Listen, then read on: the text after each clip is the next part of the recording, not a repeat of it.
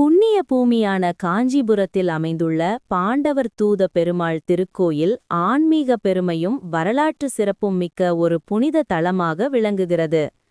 மகாபாரத காலத்தில் பாண்டவர்களுக்காக ஸ்ரீ கிருஷ்ண பரமாத்மா கௌரவர்களிடம் அமைதி தூது சென்ற அந்த வரலாற்று நிகழ்வை நினைவு கூறும் வகையில் இப்பெருமாள் பாண்டவர் தூத பெருமாள் என்று போற்றப்படுகிறார். கருவறையில் சுமார் 25 அடி உயரத்தில் ஆதிசேஷன் மேல் அமர்ந்த கோலத்தில் விஸ்வரூபமாக திருவருள் புரியும் பெருமாளின் திருவுருவம் காண்போரை மெய்சிலிர்க்க வைக்கும். இது ஒரு அதிசய திவ்ய தரிசனம் ஆகும். பாண்டவர் தூத பெருமாள் திருக்கோயில் காஞ்சிபுரம் பேருந்து நிலையத்திலிருந்து சுமார் 1 கிலோமீட்டர் தொலைவில் அமைந்துள்ளது. இந்த திருக்கோயில் மிகவும் பிரசித்தி பெற்ற ஒரு வரலாற்று ஸ்தலமாகும். மகாபாரத போருக்கு முன்னதாக ஸ்ரீ கிருஷ்ண பரமாத்மா பாண்டவர்களுக்காக கௌரவர்களிடம் தூது சென்ற நிகழ்வை விளக்கும் விதமாக இப்பெருமாள் பாண்டவர் தூத பெருமாள் என்று அழைக்கப்படுகிறார். கருவறையில் அமர்ந்த கோலத்தில் பிரம்மாண்டமாக திருவருள் புரியும் இந்த பெருமாளை தரிசிப்பது ஆன்மீக சிறப்பாகும். பகவான் ஸ்ரீ கிருஷ்ணர் கௌரவர்களின் சபையில் சென்று பாண்டவர்களுக்காக இழந்த நகரத்தையும் அரண்மனையையும் மீட்டு வர தூதுவராக சென்றார். தர்மத்தின் நிலைநாட்ட வேண்டும் என்ற நோக்கத்தில் கிருஷ்ண பரமாத்மா இந்த முடிவை எடுத்தார். முதலில் துரியோதனனிடம் இழந்த நகரத்தையும் அரண்மனையையும் திரும்பிக் கொடே என்று கேட்டார். அதற்கு துரியோதனன் மறுத்துவிட்டான். ஆனால் அதன் பின்பு ஆளுக்கு ஒரு கிராமமாவது கொடு என்று துரியோதனனிடம் பகவான் கிருஷ்ணர் கேட்டார். ஆனால் அதற்கும் துரியோதனன் மறுத்துவிட்டான். இறுதியாக ஆளுக்கு ஒரு வீடாவது கொடு என்று துரியோதனனிடம் பகவான் ஸ்ரீகிருஷ்ணர் கேட்டபொழுது துரியோதனன் ஒரு கைப்பிடி மண் கூட கொடுக்க முடியாது என்பதை சொல்லிவிட்டான். இதனால்தான் பாரதப் போர் மூண்டது. இதை விளக்கும் விதமாகத்தான் இங்கே பாண்டவர் தூத பெருமாள் கோயில் வரலாற்று சிறப்பு பெற்றதாக அமைந்திருக்கிறது. பாண்டவர் தூத பெருமாள் திருக்கோயிலின் வரலாற்று பின்னணி பாண்டவர்களுக்கும் கௌரவர்களுக்கும் இடையிலான பகை உச்சகட்டத்தை எட்டியபோது பெரும் போர் ஏற்படுவதை தவிர்க்கவும், போரில் ஏற்படும் உயிர் சேதங்களை தடுக்கவும், அமைதியை நிலைநாட்டவும் ஸ்ரீ கிருஷ்ண பரமாத்மா பாண்டவர்களின் சார்பாக தூது செல்ல முடிவு செய்தார். கிருஷ்ணர் தூதுவராக அஸ்தினாபுரம் வந்தபோது அவரை அவமானப்படுத்தவும், சிறைபிடிக்கவும், கொல்லவும் துரியோதனன் ஒரு கொடிய திட்டத்தை தீட்டினான். பகவான் ஸ்ரீ கிருஷ்ணர் அமர்வதற்காக ஒரு ஆசனத்தை அமைத்து அதன் கீழே ஒரு ஆழமான குழியை தோண்டி அதில் பலமான மல்யுத்த வீரர்களை ஒழித்து வைத்தான் துரியோதனன். கிருஷ்ணர் அந்த ஆசனத்தில் அமர்ந்தவுடன் அது குழியில் விழுந்துவிடும். அங்கே காத்திருக்கும் மல்யுத்த வீரர்கள் கிருஷ்ண பகவானை கொல்ல வேண்டும் என்பதுதான் சதி. இந்த சதித்திட்டத்தை துரியோதனன் செய்திருந்தான். ஆனால் தன்னுடைய ஞான சக்தியால் அதை உணர்ந்த பகவான் ஸ்ரீகிருஷ்ணர் அந்த ஆசனத்தில் அமர்ந்தார். பகவான் கிருஷ்ணர் துரியோதனன் எதிர்பார்த்தபடியே குழிக்குள் விழுந்தார் கிருஷ்ணர். அங்குதான் அற்புதம் நிகழ்ந்தது. கிருஷ்ணர் ஒரு சாதாரண மனிதராக இல்லாமல் வானுக்கும் பூமிக்குமாய் பிரம்மாண்டமான விஸ்வரூபத்தை காட்டினார். குழியில் இருந்த மல்யுத்த வீரர்கள் அவரது விஸ்வரூபத்தின் வெப்பத்தை தாங்க முடியாமல் சிதறி ஓடினர். துரியோதனன் மற்றும் அவனது அவையினருக்கு தனது தெய்வீக ஆற்றலை அந்த விஸ்வரூபத்தின் மூலம் கிருஷ்ணர் உணர்த்தினார். இங்கு மகாபாரத கதைக்கு பின்பு நடந்த ஒரு முக்கியமான விஷயத்தை பற்றி பார்ப்போம். ஜனமேஜய மகாராஜா யார்? இந்த ஜனமேஜய மகாராஜா பரிஷத் மகாராஜாவின் மகன். இந்த பரிஷத் மகாராஜா என்பது அர்ஜுனன் மகனான அபிமன்யுவின் மகன். ஆகவே ஜனமேஜய மகாராஜா பாண்டவர்களின் வம்சத்தை சேர்ந்த மன்னன். ஒருநாள் பரிஷத் மகாராஜா தக்ஷகன் என்ற பாம்பால் கொல்லப்பட்டார். இதனால் மிகுந்த கோபமடைந்த ஜனமேஜய மகாராஜா பாம்புகளை அழிக்க ஒரு பெரிய யாகம் செய்தார். இந்த யாகம் சர்ப்ப யாகம் என்று அழைக்கப்படுகிறது.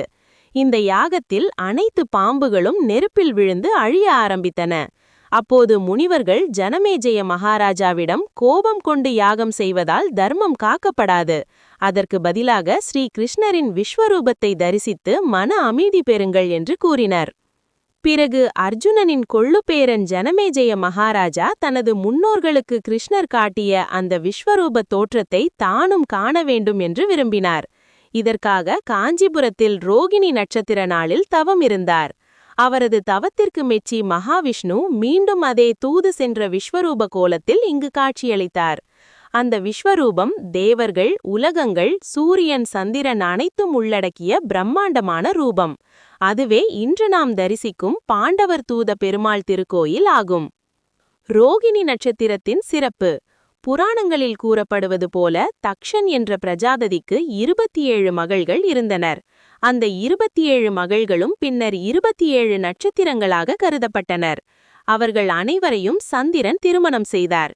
இந்த 27 நட்சத்திரங்களே ஜோதிடத்தில் பயன்படுத்தும் 27 நட்சத்திரங்கள் ஆகும். இந்த 27 நட்சத்திரங்களில் சந்திரனுக்கு மிகவும் பிடித்த நட்சத்திரம் ரோகிணி நட்சத்திரம் ஆகும். சந்திரன் எல்லா நட்சத்திரங்களையும் சமமாக நேசிக்க வேண்டும் என்று தக்ஷன் அறிவுரை கூறியிருந்தாலும் சந்திரன் மிகவும் விரும்பியது ரோகிணி நட்சத்திரமே.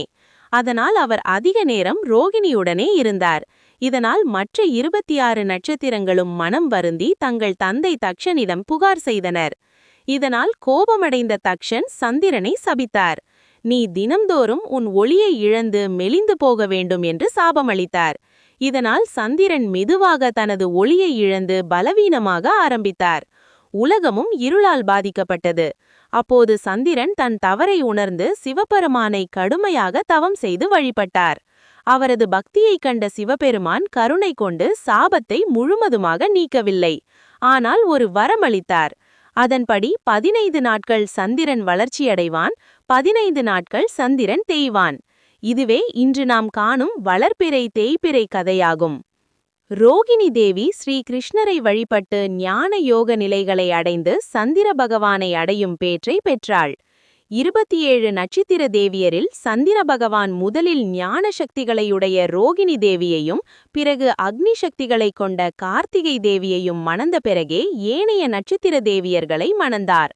ரோகிணி சக்திகளுடன் ஸ்ரீ கிருஷ்ணரின் விஸ்வரூப தரிசனத்தையும் பெற்றதுடன் இன்றும் தூல சூட்சும வடிவுகளில் தினமும் வழிபட்டு வரும் தலமே ஸ்ரீ பாண்டவர் தூதவர் பெருமாள் ஆலயம் ஆகும்.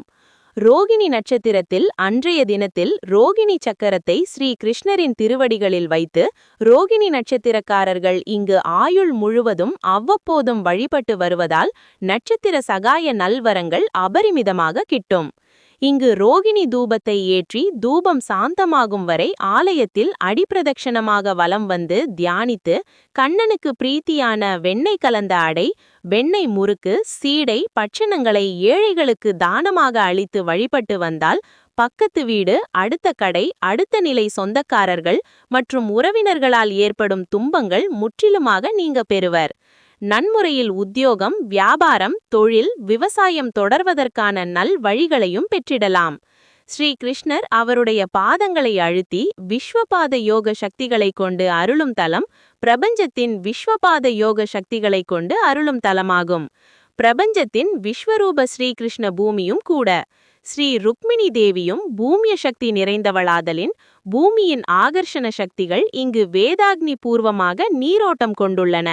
எனவே இங்கு அடிப்பிரதட்சணம் மற்றும் அங்க பிரதட்சணங்களை மேற்கொள்வதால் அடிப்பிரதட்சணம் அங்க பிரதட்சணம் செய்பவரின் 72,000 அங்க நாடிகளிலும் விஸ்வபூமிய ஆகர்ஷண சக்தி நன்கு பரிணமித்து சோகங்களுக்கும் துன்பங்களுக்கும் நல்ல நிவர்த்திகளை தரும். பாண்டவர்களுக்கு ஏற்பட்டது போல பலத்த சோதனைகள் வாழ்வில் பலருக்கும் ஏற்படும் போதெல்லாம் இங்கு ஸ்ரீ கிருஷ்ணரை வழிபட்டிட சோகங்களுக்கும் துன்பங்களுக்கும் தக்க நிவர்த்திகள் கிட்டும். புதன்கிழமை, சனிக்கிழமை, ரோகிணி நட்சத்திரம் 8ஆம் திதிகள் 8ஆம் தேதிகளில் இங்கு வழிபடுதல் மிகவும் சிறப்புடையதாகும். ரோகிணி நட்சத்திரக்காரர்கள் மிகவும் விசேஷமாக தம் ஆயுள் முழுவதும் ஏற்றி தாங்கி வந்து வழிபட வேண்டிய தலம். மிகச்சிறந்த இறை சேவையாக இங்கு ஏழை பிள்ளைகளுக்கு ரோகிணி தூபங்களை வழிபாட்டிற்கு தானமாக அளித்து தூபங்களை தாங்கியவாறு இந்த ஆலயத்தை அங்க பிரதட்சணமாக வலம் வரச் செய்தால் மகத்தான இறைப்பணியாக கருதப்படும். இந்த ஆலயத்தில் ரோகிணி தூபத்தை எந்த நாளிலும் எந்த நேரமும் ஏற்றி வழிபடலாம். தர்ப்பை செடிகள் வனங்கள் நிறைந்தது ரோகிணி புனித பூமியாதலின் இங்கு தர்ப்பாசனத்தில் யோக நிலை பூண்டு பல்லாயிரக்கணக்கான சித்தர்கள், மகரிஷிகள் பல கோடி யுகங்களாக அமர்ந்துள்ளனர். ரோகிணி நட்சத்திரத்திற்குள் ஏனைய 26 நட்சத்திர தேவியர்கள் சமேத சந்தில பகவானை தரிசித்த பலனை இவ்வாலயத்தில் தரிசனம் செய்வதன் மூலம் நாம் பெறலாம். இது பற்றி அகத்திய விஜயத்தில் தெளிவாக விளக்க உரை உள்ளது.